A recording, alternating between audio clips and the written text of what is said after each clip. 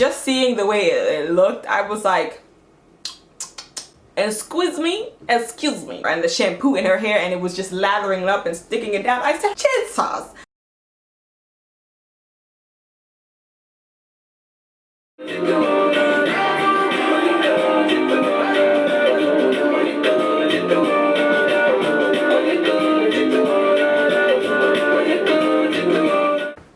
Hello everybody, welcome back to our channel. So shall it be written, so shall it be done. But yes, I am JC from Just Lost JC. If you're new here, definitely hit that subscribe button, because we talk about natural hair.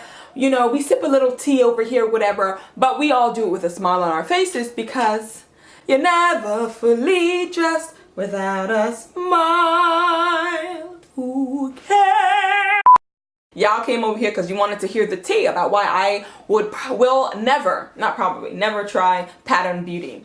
Now, this all goes back to the people that have been watching me from time, G. Like, you've been subscribed from time, guy. And I really appreciate you, dog. Like, what are you talking about? This all goes back to my dear friend, my first love, the curly girl method. Now, what is the curly girl method? Quick synopsis. There are a few rules to it. There's modified, there's straight up curly girl. I think I do somewhat of a modified curly girl method, but the rules basically for my hair and that I've adopted for my hair. Rules, because listen, sometimes you slip, sometimes you break, whatever. It's not that do or die, it's not the end of the world. But it's the rules that I try to stick to. Just like we all eat. We all have like diets, there's rules we try to stick to, but if you want some tres leches, baby girl, eat the tres leches. You feel me? Lord knows I do. Period. I try to avoid silicones and sulfates. A lot of shampoos I do not use. Now, a lot of shampoos are creating shampoos that don't have sulfates, but then that brings me to another part of the curly girl method, which generally says no shampoos. Now, there are people that do modified curly girl method, meaning that they use shampoos that do not have sulfates. That is a modification you can make. It's a modification I could have made. I kind of tried it out for a bit, but I found that doing it sulfate free and shampoo free actually works for me.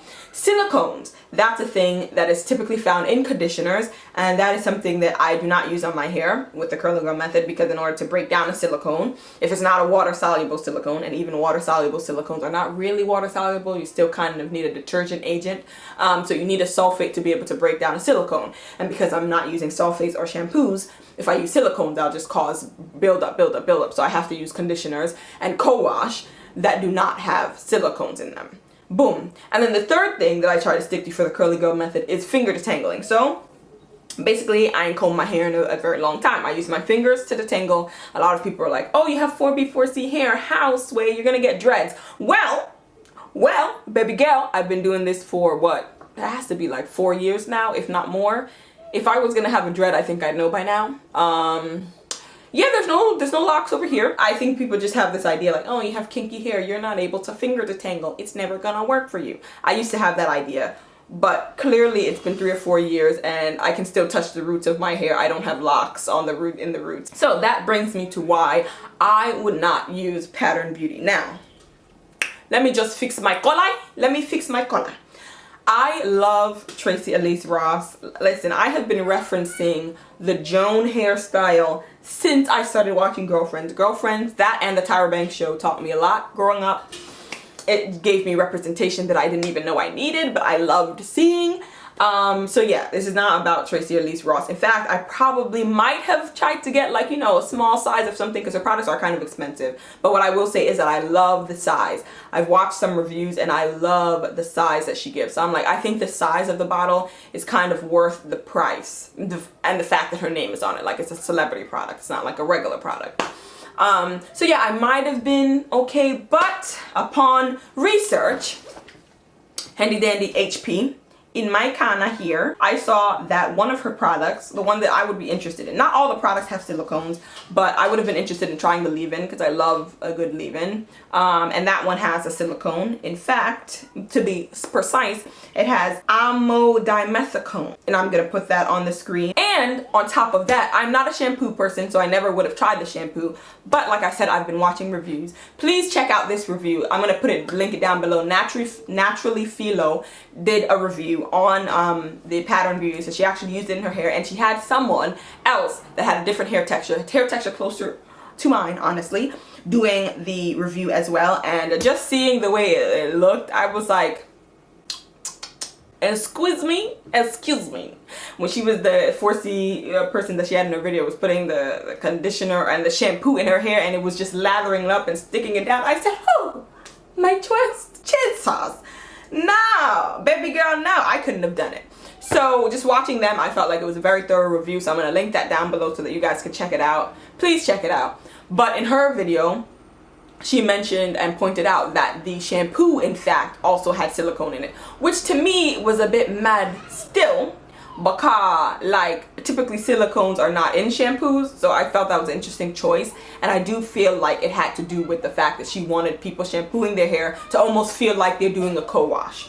So when I do a co-wash, I do not feel that my hair is stripped. I do feel that it's clean, but it's not squeaky clean, and it's definitely not stripped of everything that it had on it. It's not stripped to the bare bones. My scalp is not dry and screaming for help, basically. I still have my sebum, period. So I think Tracy and the team wanted to create that same feeling. They know that natural people typically complain about having their hair feeling stripped after shampoo, so they said, you know what, we're still going to strip it because we're still going to add sulfates in there. I'm pretty sure there's a sulfate in there. Fact check me. Check the Carfax on that. Let me know down below. But I'm pretty sure there's sulfates in there or some kind of detergent agent.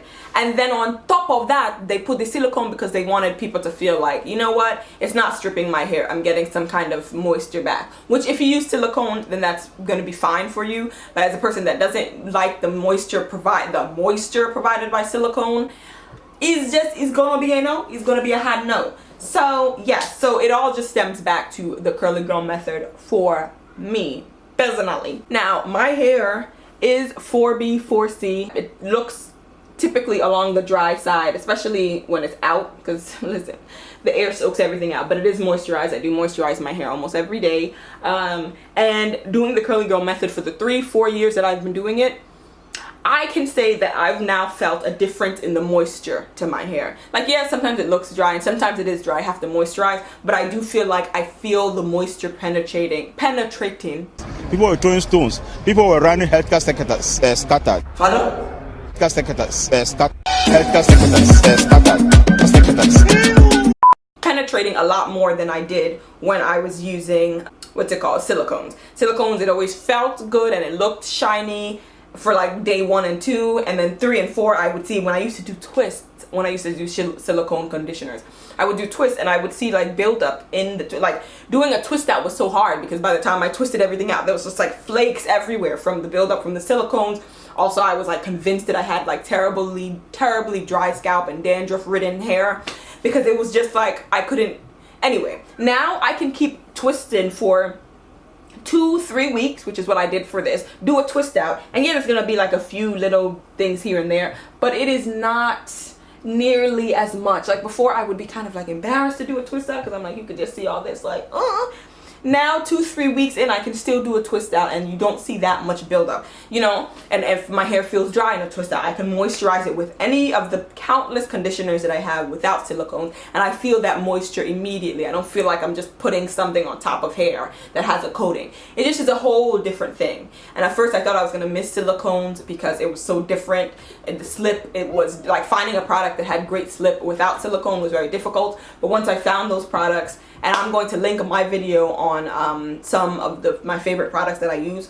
All those products in those videos were under $10, so let's just give a big shout out to the budget body in the building, the resident budget body in the building. How my budget body, where you at? BB B squared. Why, man? Why? Anyway, point is, I'm gonna have that video linked down below so that you guys can see that there are products that do contain slip and that do help with, you know, defining, I guess, less than $10 and also silicone free. Before I found those or stumbled upon those things, I just felt like every product I was using without silicone wasn't giving me slip. I wasn't able to tangle. I wasn't getting this shine that I'm used to until I realized I started doing beep, beep, beep, boop, boop, boop, boop, adding things up.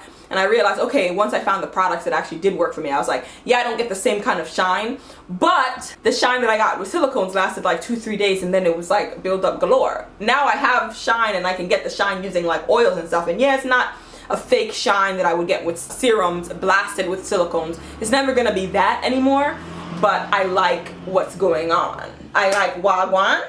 You get me, bros. You get me, and you got me. Alright, so I am very curious. You guys comment down below if you use the curly girl method. I always like to know if any other people, different hair types, whatever it may be, uses the curly girl method. I do know it doesn't work for everyone, so I'm curious to know your reasons why you do, or your reasons why you don't, or if you're looking to try it, and if you want more videos about the curly girl method, because I rarely talk about it, but I do it. But yeah, anyway, I'm rambling. The point is, let me know if you want some more videos about my beliefs and stuff. Also, let me know what videos that you guys want to see. Like I said, this is our channel now, baby girl. Our channel. Okay, so we can switch it up. We can do some things there and that. So yeah, comment down below. Tell me if you've also used Pattern Beauty. I'm curious and how that went for you. The brush, all them things. And I have to go, so I'm going to see you guys in my next video.